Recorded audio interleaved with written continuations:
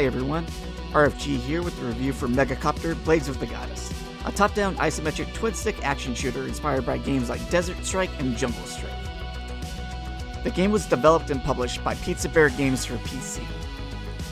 Though it's primarily action-based, there's a good amount of customization and strategy to find as you progress through the game, but first, a bit more details on the game's intro and gameplay. You begin with Corporal Jack Copter, who's been recruited by the Megacopter unit because of a vague incident. You'll be battling against reptoids, lizardmen who have a dubious goal. More things unfold and paths get revealed, but it's not meant to be taken seriously, and yet it's fleshed out enough, for me, I think. Anyway, after the cutscenes, you're introduced to the main hub. You only have access to the mission map at this time, but you'll be granted more to explore gradually, like the operator shop. The tutorial will explain the basics of the game, but the controls are fairly simple in the beginning. The left stick controls movement. On a quick side note, the copter itself controls with a fair bit of momentum, which is interesting. The right stick aims the direction of the copter and targeting reticle. You have a button to pick up items using a crane, and separate buttons for attacking enemies and objects on the ground or in the air. The Megacopter has access to a variety of weapons, but you'll start off with only a primary chain gun and a Pod A weapon, rockets. You'll be able to buy more when visiting the operator shop and be able to exchange pizza tokens for upgrades for your weapons, as well as upgrades for your copter like more armor, which is your health, or speed. All enemies and objects in Megacopter are based on two planes, on the ground or in the air. When aiming the targeting reticle near an enemy, the reticle will turn red to indicate that a target is being locked on. Any weapon can be used for ground or air-based targets, and enemies are categorized as either biological or armored. You'll find that certain weapons will deal more damage to one than the other. Different weapon types are a key part of how to prepare for stages, as most of them will have a fair share of bio and armored units. So switching between weapons will play a key part of your battles, and you can instantly switch between them as long as ammo is available. A later copter upgrade will allow you to equip a second Pod B weapon. While one weapon is active, the other equipped weapons will automatically begin to reload. You can also manually reload your active weapon. Weapons have a limited amount of use before needing to be reloaded, and while your chain gun has unlimited ammo, other weapons like rockets and lasers need to be stocked up with their own ammo to be used, which you can see in bars on the right side of the screen. So, where do you get this ammo? Some armory upgrades will let you start off a stage with a limited amount of ammo, but each stage will have them either on the ground waiting to be picked up by using your crane, or they'll be stashed in crates. Besides ammo and armor, you can also pick up pizza tokens for use at the shop, and hearts from people sacrificing themselves to your copter hidden around. Yeah, by the way, the Megacopter is also possessed by an ancient spirit that has a thirst for blood, hearts, and souls. Devouring the hearts of sacrifices at the Aztec altar, that's spelled A-Z-T-E-C-H, allows the Megacopter to get spirit powers, a different set of abilities and upgrades. You'll first receive an invincible dash spirit power, which you can later swap for a missile flare ability. Even though the missile flare has its uses, I prefer the dash.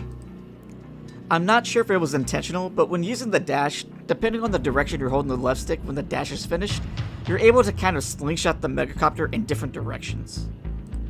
It might have something to do with how the momentum physics work in this game, but I found it pretty nifty. After a certain point, you can add special spirit powers like a close range area of effect attack, or a shield protection orb. There are more to unlock the further you upgrade your spirit powers. To use these, you need to consume blood orbs, which are sometimes dropped from defeated enemies and fill a bar underneath your armor. I brought it up earlier, and I'd like to say it again. All of these things combined provide for a good amount of customization.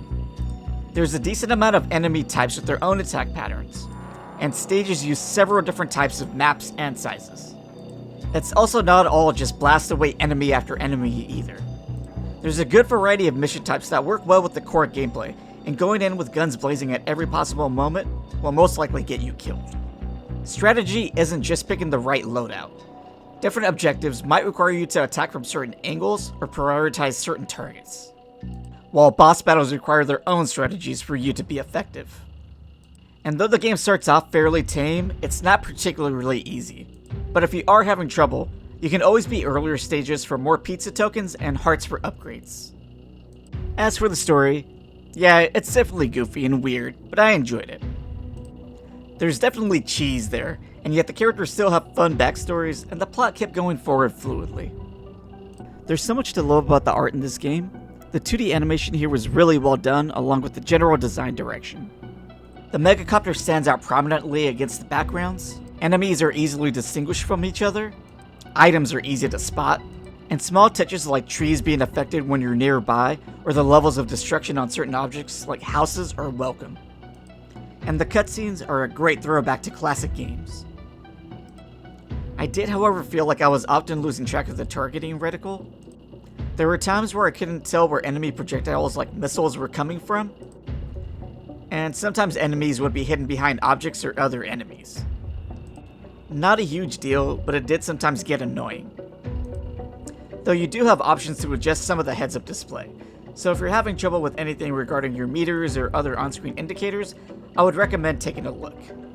I, for example, made the minimap a couple of notches bigger. The 80s inspired soundtrack is great, but there's really not much variety. I liked it, but it would be nice if there was more of it. The sound effects work fine, and you can hear clearly when a weapon is reloading or if a nearby enemy is attacking. But certain sound effects do sound a bit muted, like your laser or dash. In terms of difficulty, it's not so hard that I'd call it unfair, and there are ways to work past that. I mentioned that you can go back to previous stages for pizza tokens and hearts to upgrade your loadout, but you're also given the choice to increase your health and refill your pod weapon ammo after a death.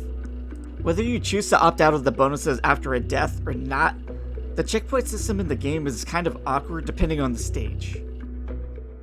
So there's already quite a bit of depth here just with the core mechanics of dealing with momentum-based movement and balancing enemies that can only be attacked in the ground or in the air. But adding the different enemy types, loadout options, stage, and mission variety, there's quite a lot Megacopter has going for itself.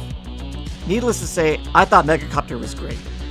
It is a bit on the short side, and there's not much to do after beating the game, although the various loadout possibilities seems like a good recommendation for speedrunning. But Pizza Bear Games really captured the retro feel here, and were able to add layers of complexity to how this plays. I'd highly recommend this for anyone into 2-in-6 shooters, retro games, and possibly other shoot-em-ups. It's definitely worth the time if you're into similar genres, and I think the loadouts can make for some interesting replays. If you have any questions, feel free to leave a comment below. Thanks. Bye.